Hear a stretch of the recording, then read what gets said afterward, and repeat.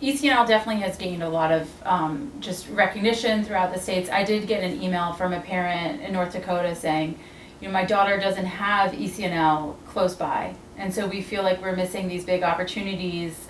Does the ECNL have plans of expanding all over the country? First, that's awesome. That's really neat to hear that kind of stuff. The way we've set up our league is we know that, one of the challenges the U.S. has is geographically we are massive. If you look at Germany, you look at England, it's a much smaller area. Mm-hmm. It's much easier to kind of control that program. Well, in the U.S., it's massive. And so you're going to face different challenges in different areas of the country. And we as the ECNL, right now we have 76 clubs across the country. Dispersed, there's some geographics involved.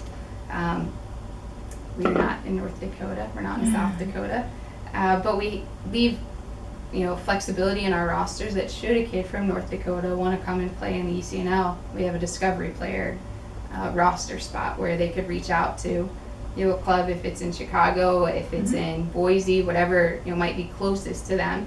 They could contact one of those clubs and ask about discovery spots. Granted, discovery spots are limited because the last thing you want to do is create like an all-star team where, a team in Richmond is really made up of kids from all over the country. Right. So it's a smaller number of spots, but there are opportunities available for kids that are in non-ECNL markets to play on an ECNL team. Was that the reason for starting the discovery player? Yes. That's great. That so shows the mentality that the coaches and the people that are in charge of the ECNL have into really developing players. Just trying to get the best players all playing together, regardless of necessarily where they're living. We try. There's a lot of decisions that people definitely, I think we get criticized, but that's part of doing, the business. In any business, you're going to get criticized. But, for us, at the end of the day, it's always about the players and growing the game.